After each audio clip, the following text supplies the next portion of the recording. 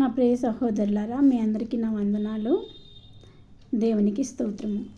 నేటి మన ధ్యానాంశము చిన్న దోణి. మార్కు సువార్త 4:35 నుండి 41 వచనముల వరకు. చిన్న దోణి. ఇక్కడ ఆ దినమే సాయంకాలమైనప్పుడు ఆయన అద్దరికి పోదుమని వారితో చెప్పగా, వారు జనులను పంపివేసి ఆయనను ఉన్నపాటున చిన్న దోణిలో తీసుకుని పోయిరి. ఆయన్ను ఉన్నపాటున చిన్న దోణిలో తీసుకుని పోయారు. ఆ చిన్న దోణిలో ప్రయాణిస్తున్నప్పుడు పెద్ద తుఫాను వచ్చింది. పెద్ద తుఫాను వచ్చి అది అలలతో కొట్టబడటం వలన నీళ్లు పడిపోయి దోణి నిండిపోయింది. దోణి నిండిపోయినప్పుడు శిష్యులు ప్రభువారు అమరమునకెళ్ళి నిద్రించున్నారు. తలవాల్చుకొని నిద్రించున్నారు. నిద్రించుండగా ఈ శిష్యులు భయపడిపోయి ప్రభు అయిన యేసు దగ్గరికి వెళ్ళి, బోధకుడా, మేము నశించిపోతున్నాము, నీకు చింత లేదా అని నిద్రలేపారు. యేసు ప్రభు నిద్రలేపి, బోధకుడా, మేము నశించిపోతున్నాము, నీకు చింత లేదా అని నిద్రలేపినప్పుడు యేసు ప్రభు నిద్రలేచి గాలిని గద్దించి సముద్రమును నిశ్శబ్దముగా ఉండమని సముద్రమును ఆజ్ఞాపించను. అప్పుడు గాలి తర్వాత సముద్రము మొత్తం కూడా నిశ్శబ్దమాయను. అప్పుడు ప్రభువారు శిష్యుల వైపు చూసి, మీరు ఇంకనూ నమ్మిక లేదా, మీకు భయపడుతున్నారు, మీకు ఇంకనూ నమ్మిక లేదా అని చెప్పి ఉన్నారు. ఇక్కడ చిన్న దోణి దేనికి సాదృశ్యం అంటే మన జీవితానికి సాదృశ్యం. చిన్న దోణి మన జీవితానికి సాదృశ్యం. పెద్ద తుఫాను దేనికి సాదృశ్యం అంటే మన సమస్యలు. మన జీవితము చిన్న జీవితము, దానిలో పెద్ద సమస్యలు, పెద్ద తుఫాను అనేది మన సమస్యలు. అవి అప్పుల బాధలు అవ్వచ్చు, పిల్లల ఉద్యోగాలు అవ్వచ్చు, పిల్లల వివాహాలు అవ్వచ్చు, పిల్లల చదువులు అవ్వచ్చు, ఏమైనా కావచ్చు, లేదా ఇల్లు కొనుక్కోవాలనే ఆశ కావచ్చు, తర్వాత ఆరోగ్య సమస్యలు, ఇలాంటివి అనేకమైనవి సమస్యలు. అవి పెద్ద తుఫాను అంటే మన సమస్యలు. ఇక్కడ సమస్యలు వచ్చినప్పుడు మనము చింతించకుండా ప్రభు అయిన యేసు వైపు చూసినట్లయితే మన సమస్యలకి పరిష్కారము చూపిస్తుంది. ఇక్కడ చిన్న దోణిలో యేసు ప్రభు ప్రయాణం చేశారు అనేది, చిన్న దోణిలో యేసు ప్రభు ప్రయాణం చేశారు అనేది ఆయన సర్దుకుపోవడానికి సాదృశ్యంగా కనిపిస్తుంది. ఆయన సర్దుకున్నాడు. చిన్న దోణిలో యేసు ప్రభు ఎక్కారు అంటే సర్దుకునే మనస్తత్వాన్ని అక్కడ చూపించారు. ఆయన ప్రతి విషయంలో మనకి మాదిరిగా ఉండటానికి ప్రయత్నం చేశారు. ప్రతి విషయంలో మనకి ఆయన మాదిరిగా ఉండడానికే ఈ లోకానికి వచ్చారు. కాబట్టి ఈ చిన్న దోణిలో ఆయన చాలా సర్దుకొని ఎక్కి ఉన్నారు. చిన్న దోణిలో ఎక్కి ఉన్నారు. అడ్జస్ట్ అవ్వడం అనేది మనకు మాదిరిగా చూపారు. మన పరిస్థితులను బట్టి మనము ఒక్కొక్కసారి చిన్న ఇంటిలో ఉండవలసి వస్తుంది. అప్పుడు మనం సర్దుకొని ఉండి ప్రార్థించినట్లయితే దేవుడు మనకి తగిన కాలంలో మంచి సమయం వచ్చినప్పుడు మంచి ఇల్లు అనుగ్రహిస్తారు. అలాగే చిన్న ఆర్థిక పరిస్థితులు ఉన్నప్పుడు తక్కువ జీతంతో మన కుటుంబాన్ని సర్దుకోవాల్సి వస్తుంది. అప్పుడు కూడా మనము ప్రార్థించి దేవుని సన్నిధిలో నమ్మకంగా ప్రార్థించి, అదేవిధంగా మనము చిన్న జీతంతో సర్దుకున్నట్లయితే మన దేవుడు మనల్ని తగిన సమయంలో అభివృద్ధి చేసి హెచ్చించే దేవుడు. మనల్ని ఎప్పుడు దేవుడు విడిచిపెట్టే దేవుడు కాదు. ఈ చిన్న దోణిలో యేసు ప్రభువు అనేది ఆయన సర్దుకుపోవడానికి సూచనగా మనకి మాదిరిగా చూపించారు. మనం కూడా ఇలాంటి లోక సమస్యల్లో మనం సర్దుకుపోవాలి. పెద్ద తుఫాన్ని ఆయనే సముద్ర ఘోషను వాటి తరంగములను అణిచివేయువాడు. ఆయన సముద్ర ఘోషను వాటి తరంగములను అణిచివేయువాడు. సముద్రపు తరంగములను అణిచివేయువాడు. సముద్రపు పొంగును అణిచివేయువాడు యెహోవా. ఆయనే యేసు ప్రభువే. కాబట్టి ఈ తరంగాలను ఆపివేసే శక్తి ఉన్న దేవుడు మన దేవుడు. మన చిన్న జీవితంలో చిన్న దోణి మన జీవితానికి సాదృశ్యం కదా. మన చిన్న జీవితంలో మనం యేసు ప్రభుని కలిగి ఉన్నట్లయితే యేసు ప్రభు వారు ఈ చిన్న దోణిలో ఎక్కారు.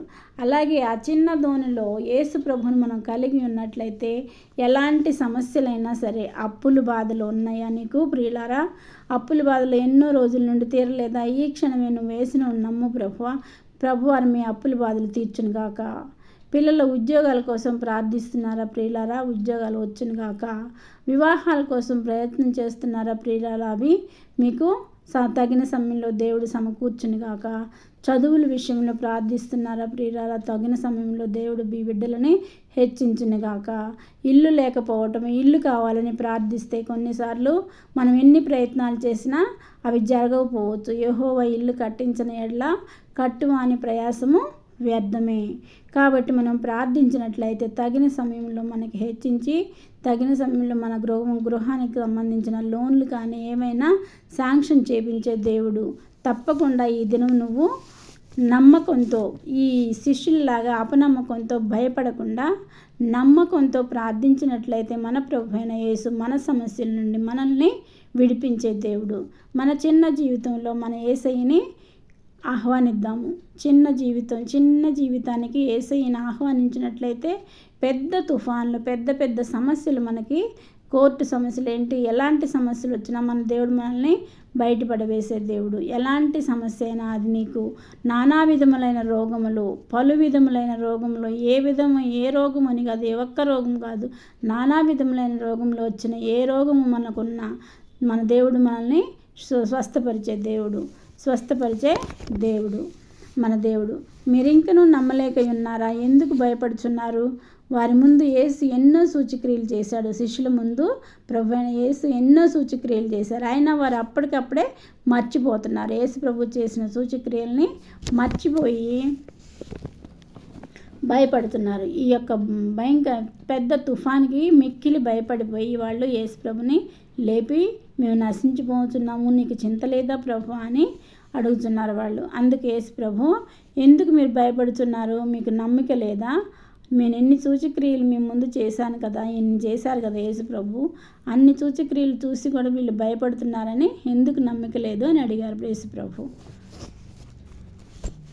ప్రియులారా, మన చిన్న జీవితంలో యేసయ్య ఉంటే పెద్ద సమస్యలు వచ్చినా అవన్నీ యేసయ్య పరిష్కరిస్తారు. కావున మనం నమ్మకంతో, విశ్వాసంతో యేసయ్యను వెంబడించాలి. నమ్మకంతో, విశ్వాసంతో యేసయ్యను వెంబడించినట్లయితే మనకి భయపడకుండా అన్ని విశ్వాసంతో మనం భయపడకుండా ఉన్నట్లయితే యేసయ్య మనకు కావాల్సిన ప్రతి ఒక్కటి కూడా అనుగ్రహిస్తారు.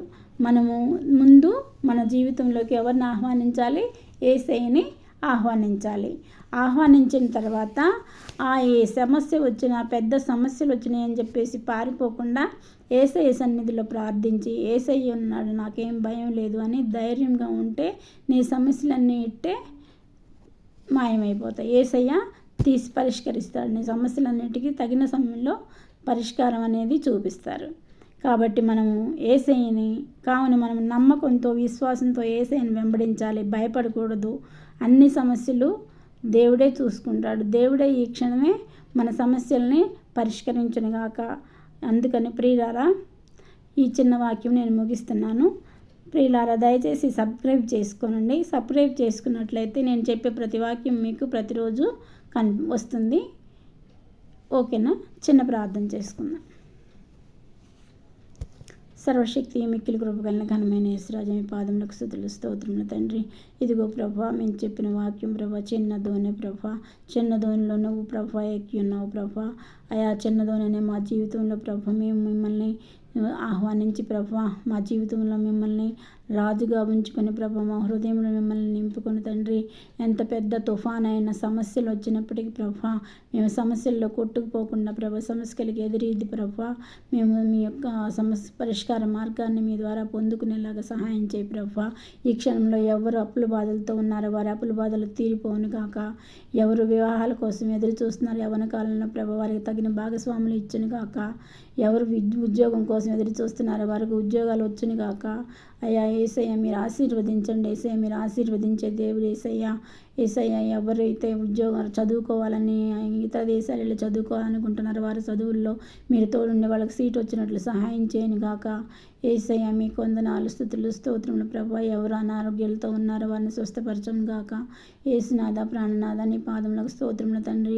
ఎందరైతే ఇల్లు కట్టుకోవాలనుకుంటున్నారో వారికి తగిన సమయంలో లోన్లు శాంక్షన్ అయ్యి వారందరూ ఇల్లు కట్టుకోవడానికి సహాయం చేయమని, మా ప్రార్థన ఆలకించి ప్రతిఫలం అనుగ్రహించమని మా ప్రభును ప్రియకుమారుడైన యేసుక్రీస్తు నామమున అడుగుచున్నాను తండ్రి. ఆమెన్.